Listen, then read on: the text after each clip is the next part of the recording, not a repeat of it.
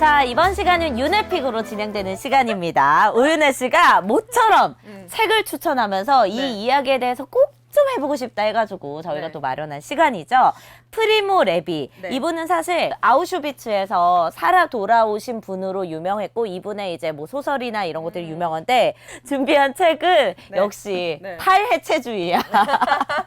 살아남은 자의 아픔이라는 시집인 거죠, 이게? 맞습니다. 우연히 아들 놀이터 가는데 얇은 책을 하나 가져가서 읽어야겠다 싶어도 이게 그럼 집에 있었어? 있었지. 제 친구가 저한테 선물해 준 책이에요. 아. 그냥 놀이터 가서 그냥 편하게 읽고 싶다. 시는 금방 읽히잖아요. 이 내용이 보통 내용이 아닌 거야. 그래서 이 책을 관통한, 이 시집에 관통하는 주제는 생각하지 않은 죄, 의심하지 않은 죄, 타인의 고통을 외면한 죄, 지금 어느 죄를 지으며 우리는 살고 있는가라는 이제 주제입니다. 이 프리모 레비 작가에 대해서 우리 또 작가님이 또 엄청 잘 알고 계시더라고요. 어떤 세대에게는 되게 익숙한 존재들 있잖아요. 네. 홀로코스트를 증언하는 작가들이 쭉 있어요.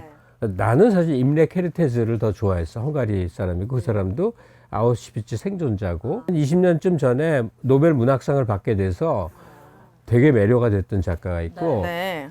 프리모 레비는 그 비극적인 생애 때문에 워낙이 그 상징적 존재예요.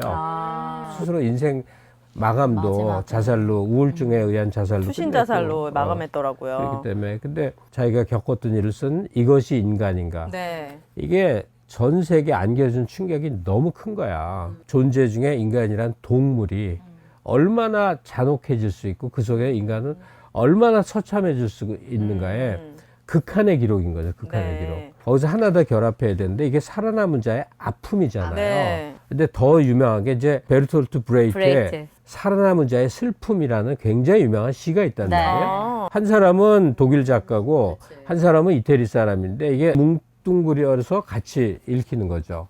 우리나라에도 또 박일문 씨가 쓴 살아남은 자의 있더라고요. 슬픔이라는 소설이 있어. 그 작가 난 되게 좋아했는데 어느 날 없어져 버렸어.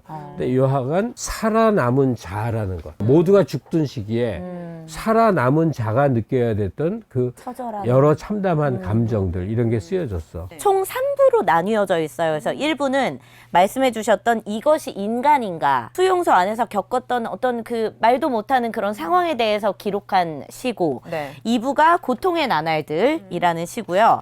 3부가 성찰의 시간이라고 해서 다녀와서 본인이 느꼈던 그런 감정에 대해서 좀 적은 그런 내용들인 것 같더라고요. 제가 뽑은 시는 인생 영감이라는 시인데요. 이 시가 쓰여진 배경도 잠깐 설명해 드리면 좋을 것 같은데 이 프리모 레비가 유서가 따로 없었어요. 그러다 보니까 죽기 바로 직전에 쓴 시가 바로 이 인생 영감이라는 시라서 유서가 아닌가라는 생각을 했다고 합니다. 투신 자살 직전에 쓴 마지막 작품이기도 합니다. 무심한 강물은 하염없이 돌지만 결국은 바다로 흘러가고 거대한 빙하는 표류하면서도 끊임없이 정착하려다가 한순간에 미끄러져 어린 생명의 숲들을 지우기도 한다.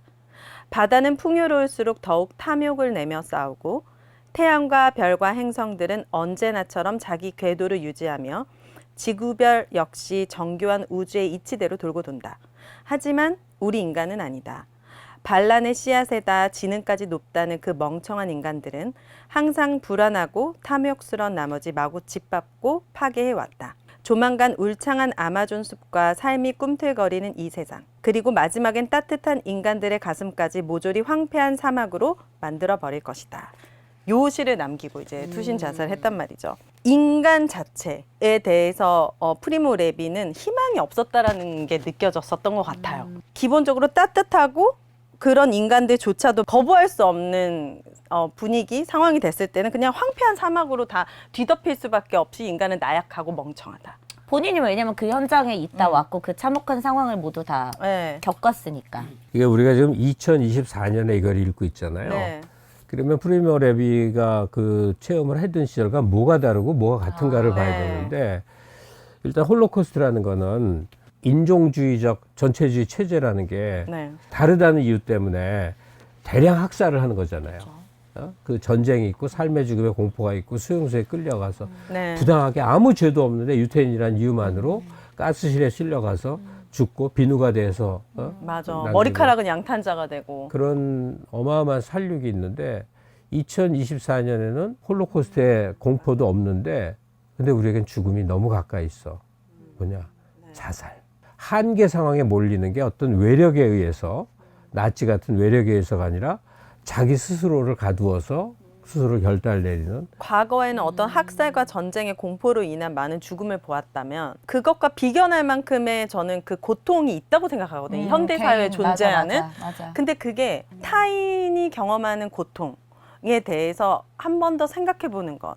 그거에 대해서 한 번 더 나아가 공감해 보는 것이 얼마나 지금 이 사회에 중요한가. 뭐 고통의 크기를 비교할 수는 없겠지만. 그건 좀 이상한 거지만. 네. 이거 하나만 여쭤보고 얘기해도 돼요? 우리가 홀로코스트 얘기를 많이 하는데 히틀러라는 악이 나타나면서 그 사람들이 갖고 있던 어떤 내면에 있던 울분이나 자격지심이나 이런 것들을 되게 교묘하게 잘 건드려서 그 히틀러에게 열광했던 사람들이 많잖아요. 그 당시 분위기가. 그래서 저는 이런 심리도 되게 궁금한 거예요.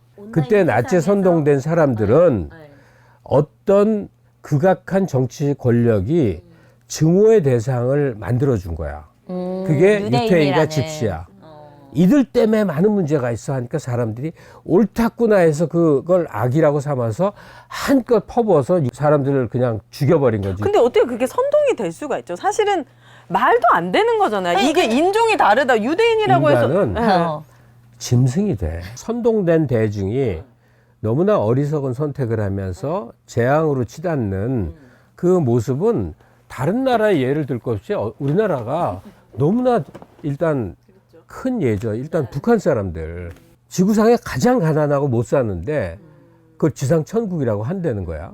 지금은 이제 많이 인식이 깨이긴 깨었대. 옛날 같지는 않대. 그렇지만 남한 사람, 북한 사람이 어디가 다르냐고. 체제에 의해서 인간이 얼마나 뒤바뀌는가. 그다음에 우리 경우는 기적적으로 굉장히 이제 잘 사는 나라가 됐는데 60년대, 70년대. 몇 가지의 슬픈 기억을 얘기할 수가 있는데 좀 약간 정치적 배경을 깔고 얘기하는 수밖에 없어서 양해를 구해야 되겠는데 박정희 시절에 우리는 민주주의라는 게 무슨 정치제도 대통령 선거만 생각을 하지만 내가 주권자로서 내 삶의 권리를 갖는다는 게 제일 중요한 거거든. 근데 그때 한국적 민주주의라고 그래갖고 네. 일반적인 민주주의와 너무 다른 그런 민주주의가 강요됐어. 우리는 북한 주민하고 그때 같았다고. 모든 게 통제받고 말을 해도 자유롭지 못하고 그치. 방송, 신문, 책 다 통제받았단 말이야. 불온서적이라고 해서 읽으면 잡혀가고 이랬으니까. 그때는 그래야 된다고 생각을 한 거야. 지금 생각하면 말도 안 되잖아. 말도 안 되지. 근데 거기에 압도적 다수가 그때는 열광을 했다고. 사람들이 교활하게 빠져나가. 어떡해요? 어떻게 빠져나가요? 히틀러만 나쁜 놈 삼으면 돼. 그러니까 이것도 너무 웃긴 우리나라도 거야. 나라를 팔아넘길 때 이완용만 나쁜 놈으로 삼으면 되는 거야. 사실은 그 밑에 얼마나 얼마나 많은 수많은 사람들이 맞아, 가는데. 맞아. 그렇게 만인의 적을 만들면서 쉽지. 그 당시에 대중이 빠져나가는 거야. 아 무섭다. 사실은 히틀러가 선동을 한 것도 맞고 히틀러가 세상을 그렇게 이끌었지만 거기에는 독일 중산층 다 다수가 동조한 맞아요. 거야. 거기 동조한 거거든. 그치. 일단 북한 주민 대다수가 그런 말이 안 되는 왕조적 전체주의인데 거기에 그냥 순응해서 산다는 거. 우리 경우는 한국적 민주주의라는 말도 안 되는 유신 체제를 그냥 현실로 받아들였다는 거. 지금은 또 뭐냐? 지금은 뭐야? 소득 격차. 그러니까 어떤 운명의 장난으로 부를 누리는 사람들은 네. 상상 초월의 부를 너무 당연하게 여기고 경제력이 형편없어서 허덕이는 사람들은 팔자가 그러냐고 같은 땅에서 같은 이 격차가 너무나 벌어져 있는 걸 당연시 여기는 사람들이 너무 그냥 대다수고 누리는 모습에 대해서 너무나 다수의 사람들이 못 가진 사람들이 부러워해. 그런 게 사회에 그냥 쫙 깔려 있어서 TV만 틀면 그쵸. 그런 멋있는 사람들이 활약하는 걸 대중이 부러워하는 모습을 만들어 놨단 말이에요. 네. 이게 슬픈 노예의식 같은 거죠. 선동되지 않고 휩쓸리지 않는 것을 뭐라 그러냐? 주체성이라고 그러지. 주체성. 요즘은 잘 쓰지도 않는 말이지만 맞아. 네. 자기 인생에서 주체성을 갖는다는 게 얼마나 소중한가. 근데 주체성을 갖기까지 많은 인식의 그 굴절을 거치고 이러잖아요. 근데 궁극적으로 도달하는 것은 독립적 자아로서의 주체성을 획득하는 건데 네. 요즘은 그걸 가르치지도 않고 토론하지도 않고 얘기하지도 않는 세상이 됐죠. 과거는 그런 폐쇄적인 환경 때문에 선동이 많이 됐다고 하더라도 지금은 모든 전 세계가 연결되어 있잖아요. 내 직업이라든지 모든 것들이 되게 다양해졌는데도 불구하고 어떤 부분에선 되게 더 선동을 더 잘 당하고 폐쇄적이 됐다라고 느끼거든요. 그거는 잃을 게 더 많아서 이렇게 더 폐쇄적이 되는 건지. 우리 스스로를 반성해야 된다고 생각해요. 맞아요. 이게 함부로 하기 어려운 얘기지만 네. 우리가 수준이 낮아서 그렇다는 생각을 좀 해야 돼. 이게 왜 그러냐면 소득이 전반적으로 상승했는데 윗대가리의 사람들이 너무 부자가 됐으면 생기는 문제거든요. 이 소득 격차는 개인은 어떻게 할 수가 없고 맞아. 정치 체제라든지 조세 세금을 통해서 이렇게 최대한 완화시키는 노력을 해야 돼. 이건 계속되는 노력이야. 아예 없앨 수는 없지.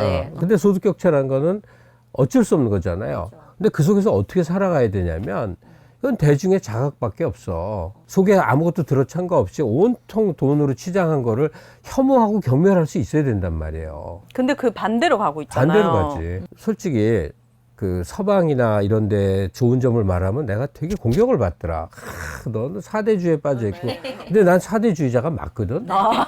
맞다고 합니다. 네. 우리보다 훨씬 앞서서 문화적으로 지적으로 맞아. 우월한 나라를 부러워하지 않는다는 게 난 이해가 안 가는데 그러니까 유럽에서 브랜드 옷은 노인만 입는 옷이야. 뭐 샤넬이니 뭐니. 왜 그러게? 그 나이대 되면 살 수 있다라고 돈을 느끼니까. 벌어야 그 옷을 사잖아. 저는 이제 막 전형적인 물질주의에 되게 쩔어 있는 사람이니까 그 유럽을 내가 가면은 나는 유럽에 막 되게 5성급 좋은 호텔 레스토랑 가고 싶은 거야.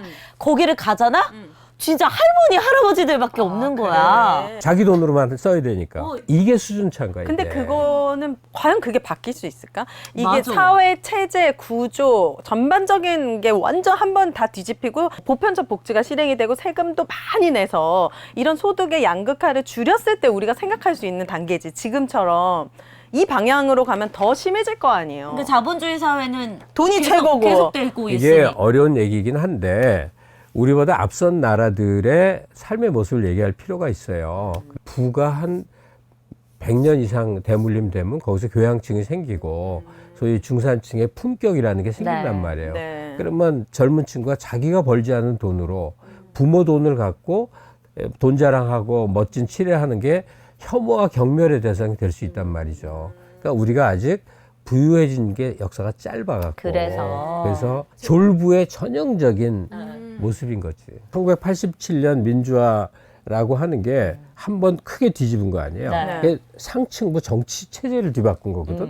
근데 우리의 삶을 뒤집는 그 정도의 큰 변화가 한 번 더 와야 돼. 더 와야 한다. 올 수 있을까요, 우리나라에서 그게? 과연? 우리가 노력하고 결단하기 마련이에요. 우리가 많이 아프겠지. 우리가 막- 노력하고 결단해야만 그 변화가 오죠. 우리나라 자체가 OECD 자살 독보적인 1위였는데 최근에는 그 숫자까지도 훨씬 많이 올라간 더 큰 독보적인 1위가 된 나라. 근본적인 어떤 그런 원인을 이 제거되지 않는다면 이 현상은 더 악화될 것 같다라는 생각이 들고 더 나아가 내가 당장 불행하지 않다고 하더라도 이 환경과 이 나라가 그 불행의 방향으로 간다면 나와 나의 아이들, 나의 가족, 나의 친구들도 안전할 수 없고 더 불행하게 가겠구나라는 생각 때문에 되게 조바심이 나는 거예요, 저는. 계명천지에 스스로 그 죽음을 선택하는 거라는 거는 얼마나 비참한가. 근데 사회가 아무것도 해결하지 못한 채 이게 계속 올해 가고 내년이 가고 또 내후년이 가고 이게 10년째, 20년째, 심지어 30년째 1년에 큰 대형 전쟁에서 벌어지는 숫자만큼이 죽고 있잖아요, 지금. 네. 근데 그냥 어찌할 수 없는 일이 그냥 방치되면서 그런 희생자를 계속 나오면서 우리 사회는 막 가고 있죠, 아무렇지도 지금. 않게 가. 응. 평소에는 그거 잊어먹지. 어딘가에서 지금 누군가는 지금 맞아요. 뛰어내리고 목을 매달고 있는데 전혀 나랑 상관없는 일처럼 생각해. 그래서 그 스스로 죽음으로 내몰리는 모습을 아주 너무나 거칠게 단순화시켜서 생각을 해보자면 지금 오늘날 하나는 아주 젊은 층 인생의 방향이라는 거를 전혀 설정하지 못해서 생기는 거야. 입시만 중요했고 네. 거기서 성공한 사람만 우월한 그런 가치 속에서 내적 성장이 전혀 없는 상태이기 때문에 너무나 허무하게 그런 선택을 해버리는 청소년층. 그다음에 나이는 많은데 살 길이 아무것도 없어서 생계적인 한계 상황에 몰려서 결단해버리는. 근데 이거는 인위적으로 국가와 사회가 노력해서 훨씬 완화시킬 수 있는 거거든. 다른 나라랑 비교해보면 알 수 있는 맞아요. 거니까. 그때도 손 놓고 그냥 간 채 너무 오랜 세월이 이렇게 흐르고 있네. 세계에서 자살률이 제일 높은 나라라는 게 얼마나 끔찍한 일이야. 프리모 레비 시대에 겪었던 것과 이제 다른 차원의 것들을 하나하나 짚어보고 있는 거잖아요. 그 중에 또 하나가 나는 권력에 대한 저항인데, 네. 그게 부당한 권력일 때 저항은 말할 것도 없어. 근데 또 다른 권력, 우리가 행사하는 권력을 생각해야 돼. 대중 권력. 대중 권력, 대중이 이제 휘두르는. 과거에는 지배 계층들이 권력을 행사했잖아요. 네. 그러니까 정치 권력과 경제 권력이 그동안 행사했어. 거기에 맞서는 의뢰 입장이었던 대중이 이제 힘이 커져서 특히 온라인 세상이 되면서 댓글이나 여러 형태로 이제 압력을 행사할 수 있잖아요. 맞아요. 근데 그 대중이 민주화도 이끌고 촛불 혁명도 이끌고 역사를 바꾸기도 하는데 네. 좋은 또 면에서 그 대중의 악의가 너무나 집단적인 흐름을 가지면서 나쁘게 행사되는 경우도 참 많아요. 네. 그래서 우리는 역사를 바꾸는 대중의 일원일 때도 있지만 더 중요한 건 그 집단의 흐름에 휩쓸리지 않고 내 스스로 판단하고 내 스스로 행동하고 내 스스로 느끼는 독자적 개인이 될 필요가 있다는 얘기예요. 이게 소위 성숙한 사회인 거지. 어떤 지표와 의식이 있을 때 촛불혁명 같은 그런 거를 그때는 대중이라고 안 하고 시민이라고 표현해요. 시민이라고. 그 시티즌이 서울시 시민 그런 뜻이 아니라 자각된 깨어있는 인식을 가진 사람들을 시민들이라고 부른다고. 또한 자각된 개인일 필요가 있는데 그 개인일 땐 뭐냐? 남이 나보다 아무리 우월한 걸 가졌어도 나는 나의 가치가 있기 때문에 그 우월한 거에 대해서 열등감 느끼지 않는 것. 내 삶은 내 삶이니까. 내가 가진 게 없으면 어때? 나는 내 행복이 있고 내가 좋아하는 취미가 있고 내가 사랑하는 사람이 있고 이게 필요하단 말이에요. 안 그러면 다 불행해. 그게 없기 때문에 뭔가 선동당하게 되고 끊임없이 남을 바라보는 게 우리 사회 현재 모습이에요. 마음에 안 들면 끌어내리고. 그런 거야. 저는 이제 좀 가장 인상 깊었던 그 시가 의심하지 않는 죄라는 작품 시를 골랐습니다. 그대는 단지 기다리면서 만년필만 준비하면 된다. 그럼 마치 불빛을 향해 달려드는 불나방들처럼 새로운 영감이 그대의 영혼과 온몸을 휘감을 것이다. 그대는 그것을 재빨리 낚아채기만 하면 된다. 그대는 아직 아무것도 끝나지 않았고 할 일은 많이 남아있다. 아직도 남아있다는 것, 그것이 그대의 시작이다. 서로 먼저 불빛 가까이 다가가려고 다투면 오히려 무질서와 혼란만 불러올 뿐이다. 글은 주인의 명령을 조용히 따르는 노예와 같으니 운 좋으면 완벽한 언어의 집을 지을 수도 있다. 그러니 작가란 이 얼마나 훌륭한 직업인가. 무려 6,000년이나 되는 유서 깊은 직업이지만 항상 새롭게 태어나지 않는가. 게다가 엄격한 자기 원칙이 필요하기도 하지만 그물에 걸리지 않는 바람처럼 늘 자유롭지 않은가. 물론 그리 아무 때나 필요한 건 아니다. 다만 좋은 벗들과 함께 바람 속을 걷는다는 마음으로 모든 채비를 하고 그대의 명령을 기다릴 뿐이다. 그리고 그대 작가들이여, 글을 쓸 땐 부디 의심하지 않는 죄를 짓지 말라. 이 세상에 당연한 건 아무것도 없으니.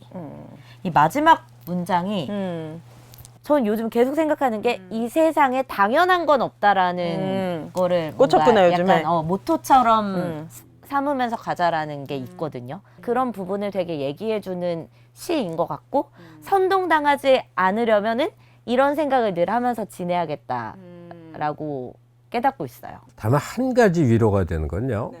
프리모 레비가 겪은 일은 정말 인간의 극한적 고통이잖아요. 그 시절엔 또 그렇게 산다? 참 희한해. 1902년생에 돌아가신 우리 외할아버지가 있어.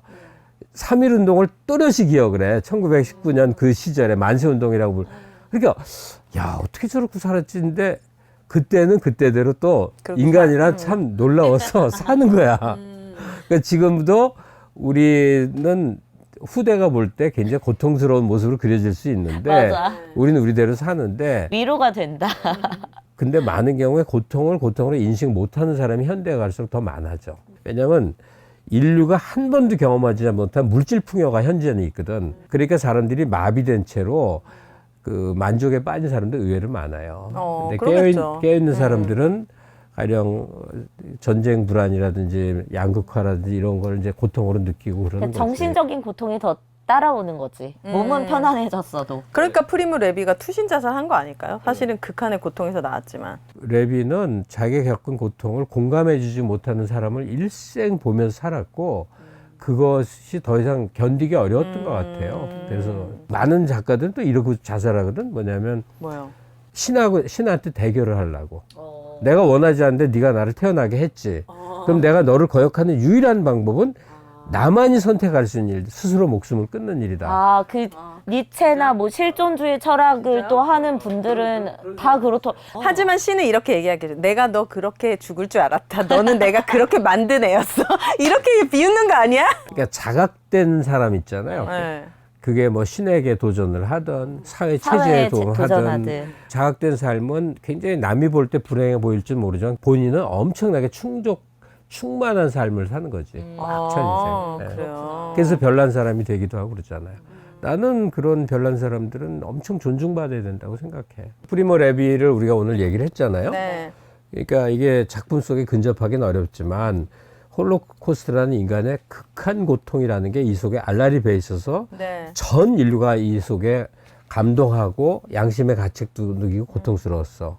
근데 2020년대를 사는 우리는 프리모 레비가 겪은 그 시대로부터 전혀 동떨어진 것 같아 보여. 겉으로는 그렇지. 근데 실은 우리가 스스로를 막 죽이는 시대. 그리고 남을 쳐다보면서 너무 그 비교 속에 고통스러워해.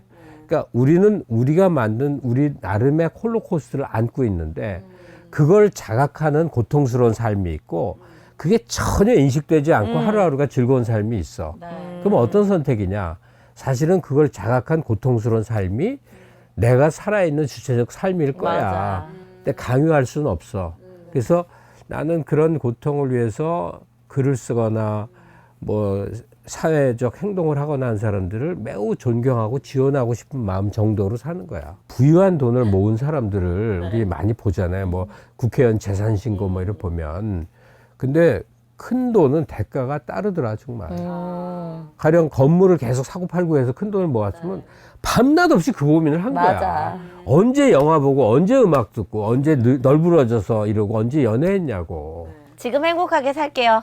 지금 가진 거에 충족하면서. 자, 그럼 제가 프리모 레비의 가장 감동받았던 아, 또 거 해? 이거 얘기하면서 이제 제가 얻은 깨달음을 얘기하면서 알았어. 마무리하도록 하겠습니다. 저에게 줬던 가장 큰 울림은 공존이었거든요.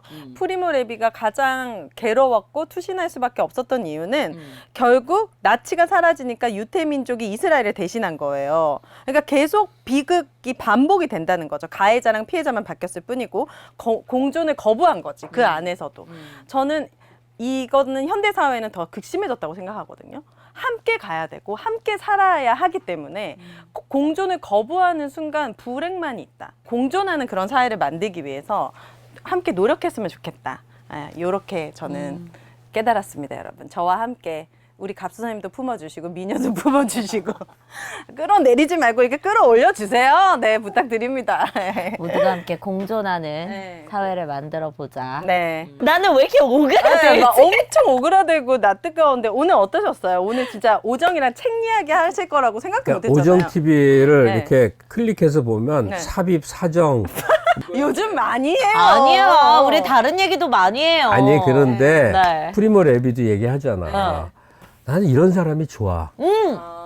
마치 그래. 자기 삶에서는 프리모 맞아. 레비만 있는 것 같은 사람이 많아. 너무 싫어 그런 사람. 그게 저희 오정 TV가 추구하는 바입니다. 맞아. 프리모 레비 어. 그리고 밀란 쿤데라 얘기하다가 섹스 섹스 얘기도 할 수 있는 거 그게 인간이잖아요. 그러니까 네. 취향대로 물론 가는 거지만 자기의 넓이라는 게 좀 필요한데 야한 섹스 얘기도 너무나 이 숭고한 프리모 레비의 삶도 또는 뭐 또 다른 얘기도 그걸 난 품어야 넉넉하다고 생각해. 이런 채널은 없는 것 같아. 그치? 진짜 없어. 섹스랑 프리모 레비를 같이 이야기하는 채널이 어딨냐고. 그래서 더 많은 대중들을 품으려면은 이렇게 다양한 극과 극의 딱 스펙트럼이 모여지는 그런 오정 TV가 앞으로도 되기 위해 추구할 테니까 여러분들이 또 원하시는 것들 있으면은 댓글로 네. 또 자유롭게 남겨주시면 저희가 참고하도록 하겠습니다. 자, 오늘 그러면 여기서 마치도록 하고 저희 갑수쌤 작업실에는 또 뭐 조만간 네. 좋은 컨텐츠 가지고서 찾아뵙도록 하겠습니다. 여기서 마칠게요, 여러분. 감사합니다.